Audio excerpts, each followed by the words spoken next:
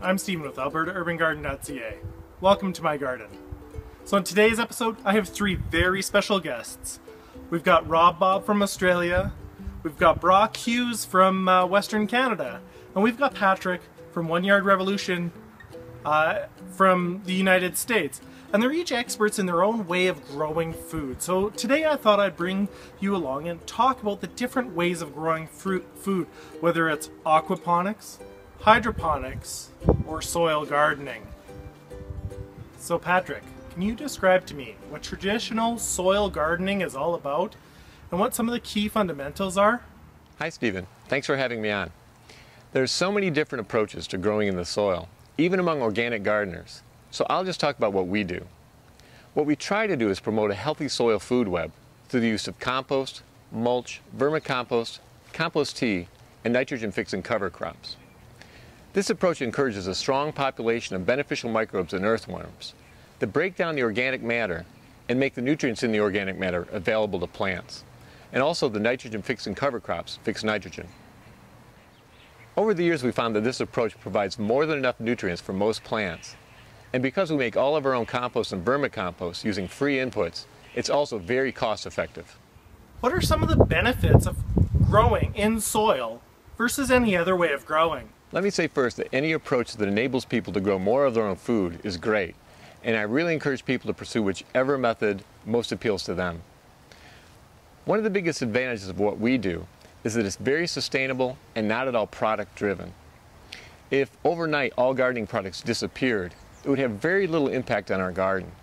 And if we did a better job of saving seeds, it would have even less of an impact. Even if the power went off for an extended period of time, our garden would continue on just fine. So this lack of reliance on external inputs really makes this approach very sustainable. I also think it makes a lot of sense for beginning gardeners to start off growing in soil.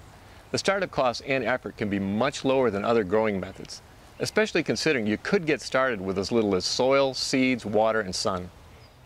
So you've talked about the benefits of growing in soil. What are some of the drawbacks? You know, I rarely think in terms of the drawbacks of growing in soil.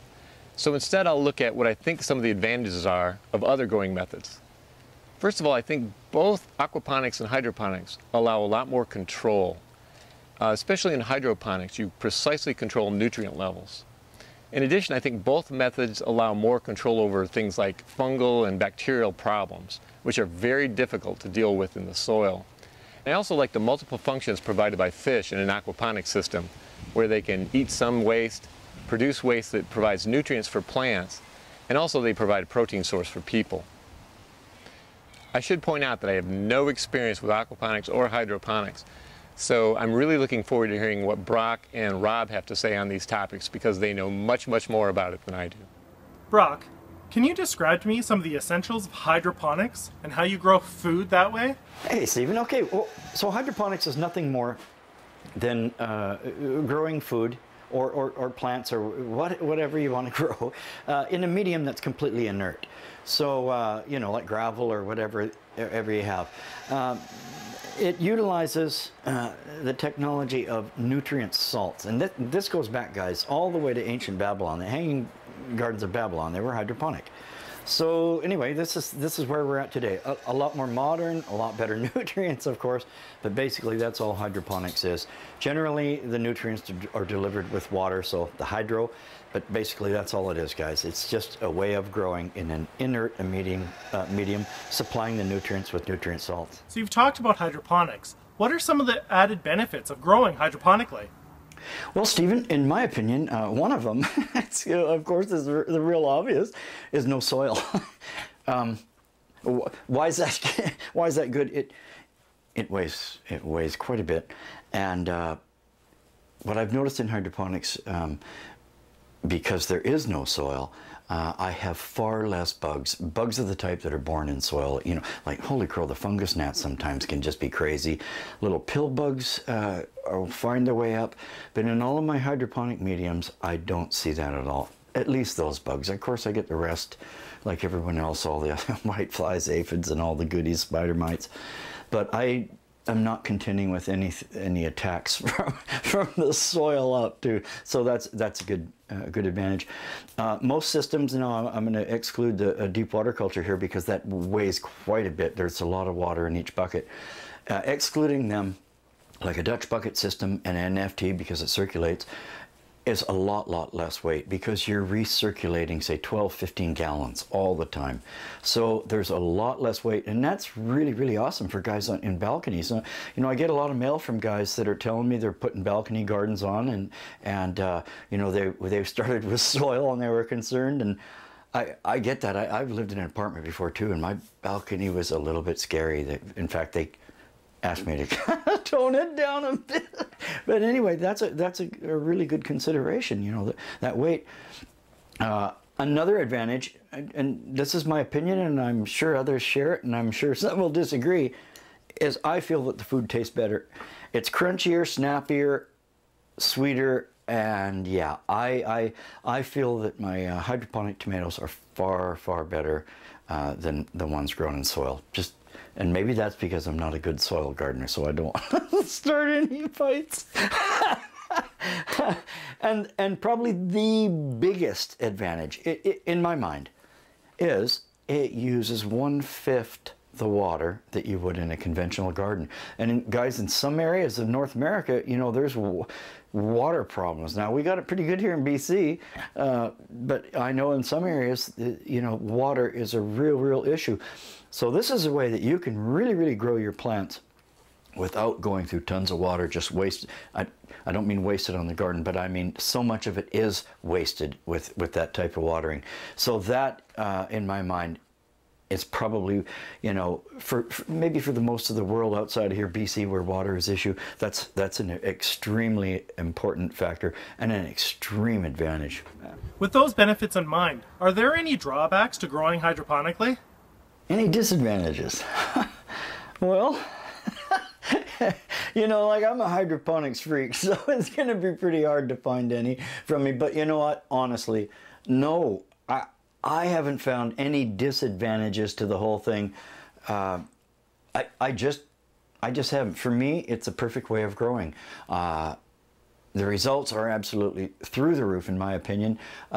Things grow quite quickly, from all of my observations. And this is looking back for some years now. I don't find any disadvantage to it. Other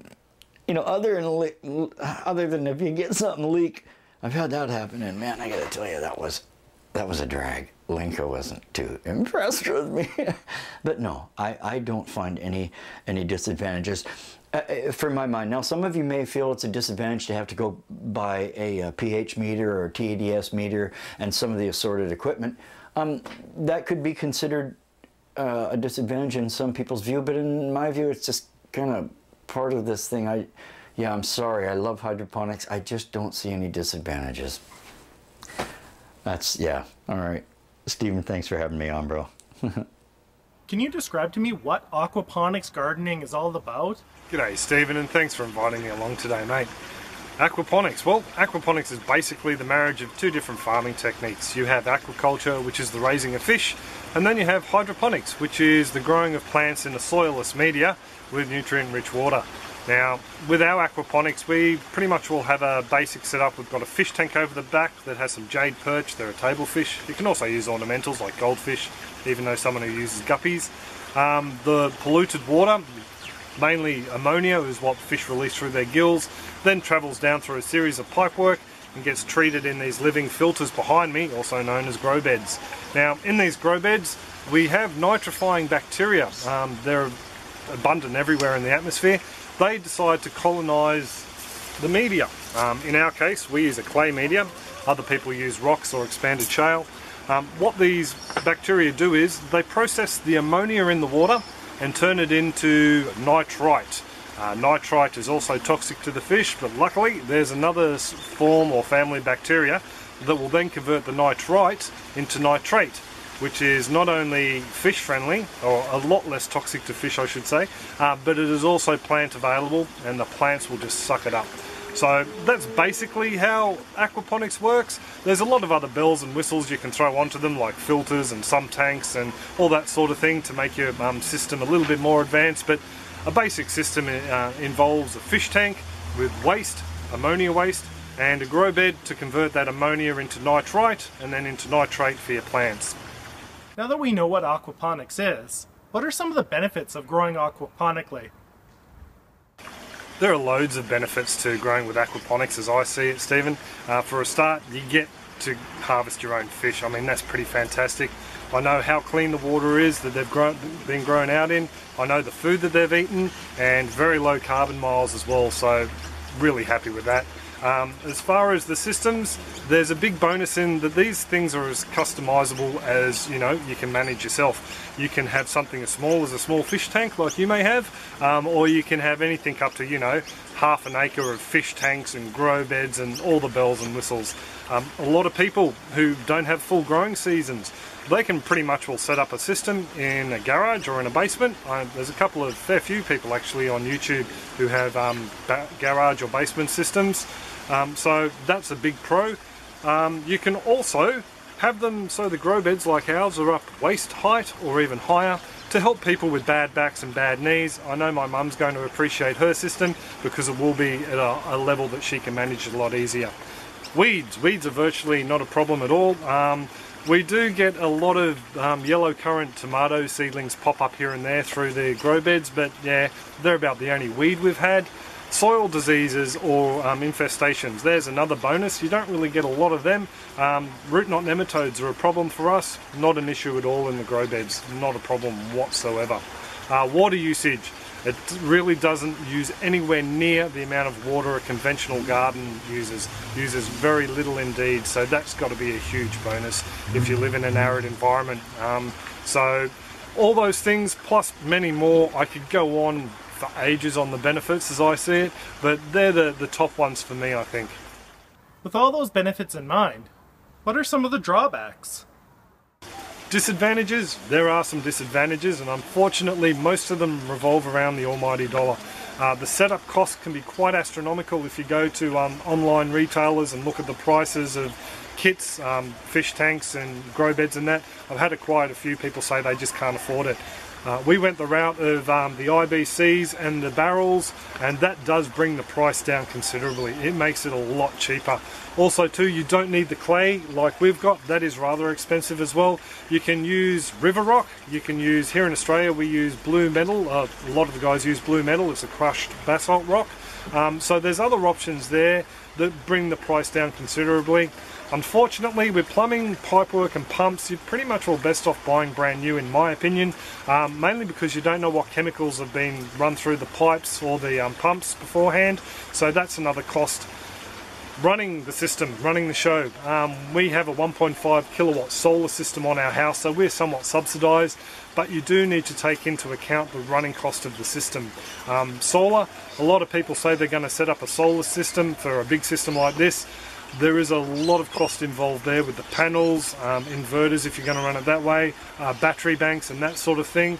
I have seen small cheap little systems run on solar, but that is another cost you need to take into account. Climate can be another drawback for some people, mainly because some fish species, if you're growing table fish, take at least 6 months to grow to harvest size. If you're in a climate where you get freezers and you only have a very short growing window, say 4 to 6 months, it's a good idea to maybe consider a different fish species, maybe like JT Bear. He's running goldfish and koi in his outdoor system in Canada.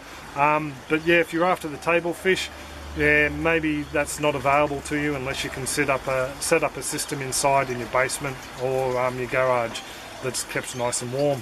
But other than that, there's not many other disadvantages I can really think of, to tell you the truth. I'm sure there's some out there, but for the time being, I really can't think of them. I would really like to thank my three guests, Rob, Brock, and Patrick, for joining us today and explaining what hydroponics is, aquaponics, and traditional in-soil gardening. If you have not already checked out their channels, I highly suggest doing so. The first 3 links in the description below will have their channel URLs in there. I hope you have a fantastic day.